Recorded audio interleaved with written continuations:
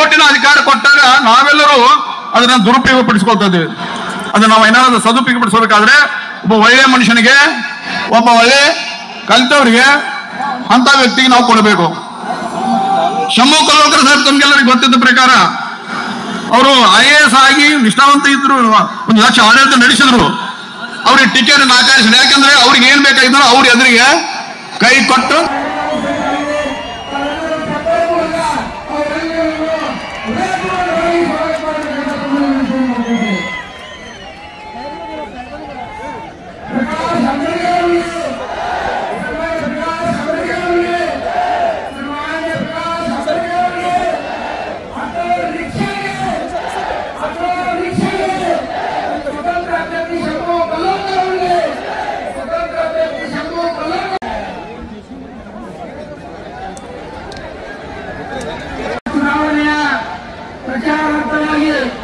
ಈ ಒಂದು ಚುನಾವಣೆಯ ಅಕ್ಷರತಕ್ಕಂಥ ಸನ್ಮಾನ್ಯ ನಿವೃತ್ತ IAS ಅಧಿಕಾರಿಗಳಾಗಿರ್ತಕ್ಕಂಥ ಶಂಭು ಕಲ್ವಲ್ಕರ್ ಅವರ ಚುನಾವಣಾ ಪ್ರಚಾರಾರ್ಥವಾಗಿ ನಮ್ಮ ಅದೇ ರೀತಿಯಾಗಿ ನಮ್ಮ ನಿಮ್ಮೆಲ್ಲರ ನೆಚ್ಚಿನ ನಾಯಕ, ಈ ಭಾಗದ ಮಣ್ಣಿನ ಮಗ, ನಮ್ಮೆಲ್ಲರ ಸುಪುತ್ರ, ನಮ್ಮೆಲ್ಲರ ಸಹೋದರ, ಚಿಕ್ಕೋಡಿ ಲೋಕಸಭಾ ಕ್ಷೇತ್ರದ ನಮ್ಮ ನಿಮ್ಮೆಲ್ಲರ ಸ್ವಾಭಿಮಾನಿ ಅಭ್ಯರ್ಥಿಯಾಗಿರ್ತಕ್ಕಂಥ ಸನ್ಮಾನ್ಯ ಶಂಭು ಕಲ್ವಲ್ಕರ್ ಸಾಹೇಬರು ಸಹಿತ ಈ ಒಂದು ವೇದಿಕೆಗೆ ತುಂಬುವುದರ ಸ್ವಾಗತವನ್ನು ಕೊಡುತ್ತೇನೆ. ಅದೇ ರೀತಿಯಾಗಿ ನಮ್ಮ ನಿಮ್ಮೆಲ್ಲರ ನೆಚ್ಚಿನ ನಾಯಕರು, ಈ ಭಾಗದ ಮುಖಂಡರು, ಸರ್ಕಾರಿ ಹುದ್ದೆಗಳಿರ್ತಕ್ಕಂಥ ಸನ್ಮಾನ್ಯ ಯಲ್ಲೋರಣ್ಣ ಪಾಟೀಲ್ ಸಹ ತುಂಬುವುದರ ಅವರ ಸ್ವಾಗತವನ್ನು ಕೋರುತ್ತೇನೆ. ವಿದ್ಯುಕ್ತವಾಗಿ ಈ ಕಾರ್ಯಕ್ರಮವನ್ನ ಗೌತಮ್ ಬುದ್ಧ ಅವರ ಒಂದು ಮೂರ್ತಿಗೆ ಪುಷ್ಪಾರ್ಚನೆ ಮತ್ತು ದೀಪ ಬೆಳಗಿಸುವುದರ ಮೂಲಕ ಈ ಕಾರ್ಯಕ್ರಮಕ್ಕೆ ಚಾಲನೆಯನ್ನು ಕೊಡ್ತಾ ಇದ್ದೇವೆ.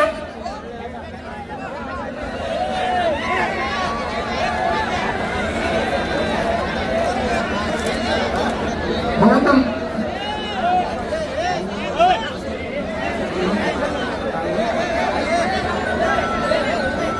ಮೂರ್ತಿಗೆ ಪುಷ್ಪಾರ್ಚನೆ ಹಾಗೂ ದೀಪ ಪ್ರಜ್ವಲನ ಮಾಡ್ತಾ ಇದ್ದಾರೆ. ಜಗತ್ತಿಗೆ ಮೊಟ್ಟ ಮೊದಲು ಶಾಂತಿ ಮತ್ತು ಸಮಾನತೆ ಸಂದೇಶ ನೀಡಿದ ಭಗವಾನ್ ಮಾಡುವ ಈ ಏನು ಈ ರಾಜ್ಯದ ಮತ್ತು ಈ ನಮ್ಮ ಬೆಳಗಾವಿ ಜಿಲ್ಲೆಯ ತಾಯಂದಿರೇ ಮತ್ತು ನನ್ನ ಹಿರಿಯರೇ, ಇದು ಒಂದು ನಮಗೆ ಒಳ್ಳೆ ಅವಕಾಶ ಸಿಕ್ಕೈತಿ. ಒಳ್ಳೆ ರಾಜಕೀಯ ಮಾಡಕ ಒಂದು ಅವಕಾಶ ಸಿಕ್ಕೈತಿ. ಈ ರಾಜಕೀಯದಾಗಿ ಏನು ಹೊಲಸೈತಿ ಅದನ್ನ ತೊಳಕ ನಮಗೊಂದು ಚಾನ್ಸ್ ಸಿಕ್ಕೈತಿ. ನಂತರ ರಾಜಕೀಯ ರಂಗದಿಂದ ಅವರು ಹೋದ ನಂತರ ಇಲ್ಲಿ ಡೋಂಗಿ ಜನ ಬುದ್ಧ, ಬಸವ, ಅಂಬೇಡ್ಕರ್ ಫೋಟೋ ಇಟ್ಕೊಂಡು ಒಳಗೆ ಹಾಕೊಂಡು ನಮ್ಮ ಜನತೆಯನ್ನು ದಾರಿ ತಪ್ಪಿಸುವ ಕೆಲಸ ಮಾಡ್ತಾ ಇದ್ದಾರೆ ಅನ್ನೋದು ನಿಮಗೆ ಗೊತ್ತೈತಿ. ಆ ಡೋಂಗಿತನದ ವಿರುದ್ಧನ ನಾನು ಹೋರಾಡ್ತಾ ಇದ್ದೀನಿ. ನಾನು ಸಂಘರ್ಷ ನಿಮ್ಗೆಲ್ಲರಿಗೂ ಗೊತ್ತೈತಿ. ಆದ್ರೆ ಇವಾಗ 2023 ಏನು ಕರ್ನಾಟಕ ವಿಧಾನಸಭಾ की ओर से पार्लियामेंट्री सीट यहाँ पर लड़ रहे राखीव मतदारसंघातून लढत होते. त्यांचे विरोधक आपल्या सगळ्यांना माहित असेल. ही पाटील म्हणून असणारे त्यांचे विरोधक होते. ते माझ्याकडे नेहमी यायचे. हे खाली बसून पण मी शंकरानंद हे जे होते हे विद्यार्थी असल्यापासून राजगडामध्ये राहत होते. त्यांचं शिक्षण असताना माझ्या वडिलांनी त्या ठिकाणी केलं आणि म्हणून विवेक पाटलांना मी असताना म्हणत विवेक पाटील यांना म्हणत असो की मी त्यांच्या विरोधात उभा राहतो. शंकरानंद कोणी संकट राहिलं नाही अशी परिस्थिती आहे. पहिल्यांदाच असणारे या ठिकाणी शंभू कल्वल्कर जे आहेत हे आपल्या समोर ऑटो रिक्षा ही निशाणी घेऊन उभे आहेत अशी असणारी परिस्थिती.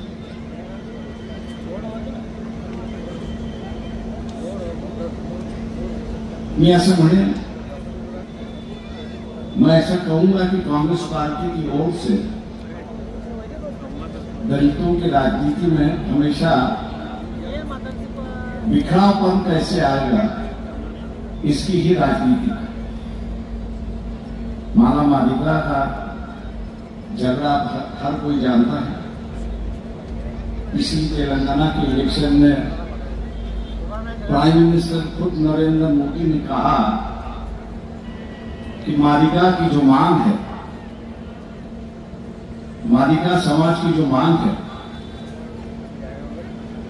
कि आरक्षण के अंदर में डिवीजन होना चाहिए, सोशल डिवीजन होना चाहिए। प्राइम मिनिस्टर ने बात करने के बाद भी इलेक्शन आ गया है, पार्लियामेंट चुनाव आ गया है, लेकिन इस मादिगा की मांग को उन्होंने मंजूर नहीं। मैं ये मान के चलता हूं, चाहे वो एवढ्या मोठ्या प्रमाणात असणारं परिवर्तन मादिगामध्ये झालं नाही ही असणारी वस्तुस्थिती, हा सामाजिक प्रश्न आहे। पण मी इथल्या मादिगा समाजाला असताना सांगू इच्छितो की ज्या तऱ्हेनं काँग्रेसने एवढी वर्ष तुमचा वापर केला, जिस तरह कांग्रेस ने मादिगा समाज का जो है इतने सालों इस्तेमाल किया और हर बार कहते रहे कि हम डिवीजन करेंगे, हम अलग से आपको आरक्षण देंगे, लेकिन 70 साल होने के बाद भी उन्होंने कुछ कदम नहीं उठाए। ऐसी लगता आज भी बीजेपी की ओर से भी वही बातें चल रही।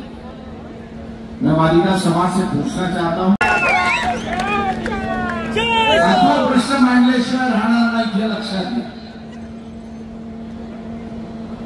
हे जे थोडा झोडा असं जे राजकारण चालेल साबित करायची अशी असणारी परिस्थिती। लोकशाहीला सगळ्यात मोठा धोका कोणाचा असेल,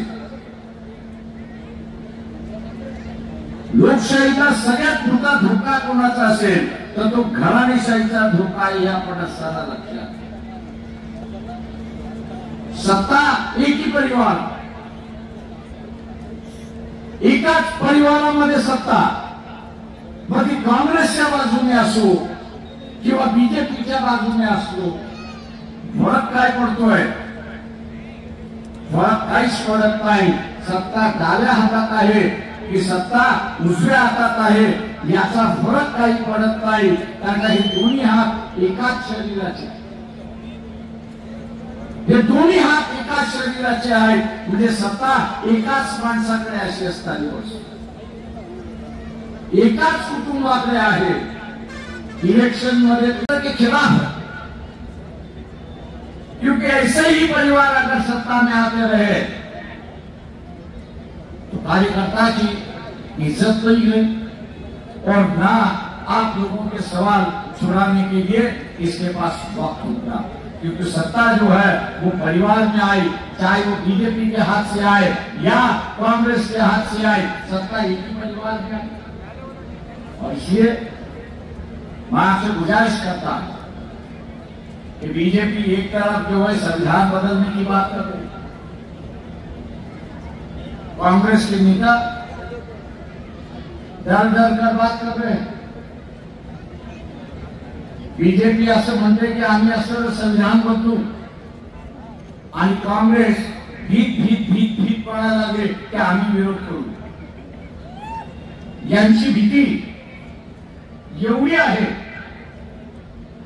की मनमोहन सिंगांचं भाषण 3 वर्षापूर्वीचं भाषण, म्हणजे त्यांनी 13 वर्षापूर्वीचं केलेलं भाषण, याचं एक वाक्य मोदीने उचललं, एक वाक्य मोदीने उचललं आणि सांगितलं की इथली असणारी संपत्ती मुसलमानाच्या ताब्यामध्ये काँग्रेस देईल असं सांगितलं। प्रधानमंत्री नरेंद्र मोदी ने 13 साल पहले मनमोहन सिंह का हुआ एक तकरीर जो थी, उस तकरीर में से एक सेंटेंस उठा लिया, एक जुमला उसने उठा लिया और कहा कि मनमोहन सिंह कह रहे हैं कि कांग्रेस पार्टी जो है क्या देश की संपत्ति जो है वो मुसलमानों में बांटेगी और उनका पहला अधिकार। मैं समझता था, मला असं वाटत होतं की काँग्रेसवाल्यांच्या हातामध्ये मोदी सापडला, काँग्रेसवाल्यांच्या हातामध्ये मोदी सापडलाय आणि त्याची आता चिरफाड काँग्रेसवाले केल्याशिवाय राहणार नाही, काँग्रेसवाले चिरफाड केल्याशिवाय राहणार नाही। पण दिसलं काय, वाघाची मांजरी झालेली त्या ठिकाणी दिसली। खरगे ह्या जिल्हे ह्याच राज्याचे आहेत का? खरगे ह्याच राज्याचे आहेत का? नक्की 100%। भीतरा भागोबा एक माणूस है, उसके जैसा डरपोक आदमी दूसरा मैंने कभी देखा ही नहीं। पूरा डरपोक है, जिससे मोदी को चैलेंज करना चाहिए। कांग्रेस का प्रेसिडेंट है, जिसे कांग्रेस की तरफ से जो चॅलेंज करना चाहिए, काँग्रेसच्या वतीने मोदीला त्यांनी चॅलेंज केलं पाहिजे होतं। पूर्ण खोटारडेपणा पण गांडूगिरीचं राजकारण म्हटल्यानंतर करणार काय? डरपोकचं राजकारण म्हटल्यानंतर करणार काय? त्यांनी असताना म्हटलं की आम्ही असताना मनमोहन सिंगांचं भाषण मोदींना ऐकवू, आम्ही असं मनमोहन सिंगांचं भाषण हे मोदींना ऐकवू आणि त्यांना सांगू की मोदी असं म्हणाले। मित्रो, इलेक्शन मध्ये कपडे फाडायला संधी मिळाली तर तुम्ही फाडणार की ना फाडणार? मला सांगा, फाडणार की ना फाडणार? फाडणार ना? ज्यांनी फाडलं नाही त्याचं काय करणार? ज्यांनी फाडलं नाही त्याचं काय करायचं? माती काढून मोकळं होऊन जायचं, माती काढून मोकळं होऊन जायचं। अशाची गरज आपल्याला नाही। मनमोहन सिंगांचं भाषण असं होतं की या देशाच्या संपत्तीवरती पहिला अधिकार कोणाचा असेल तर महिलांचा आहे, त्याच्यानंतर अधिकार कोणाचा असेल तर एससीचा आहे, त्याच्यानंतर अधिकार कोणाचा असेल तर ट्रायबलचा आहे, त्याच्यानंतर अधिकार कोणाचा असेल तर ओबीसीचा आहे आणि नंतर तो म्हणाला मुसलमानांचा। आणि तुम्हाला फाडायला, कपडे फाडायला संधी मिळाल्यानंतर तुम्ही नांगी टाकून तिथे बसलात, तुम्ही नांगी टाकून बसलात का? बसलात नांगी टाकून।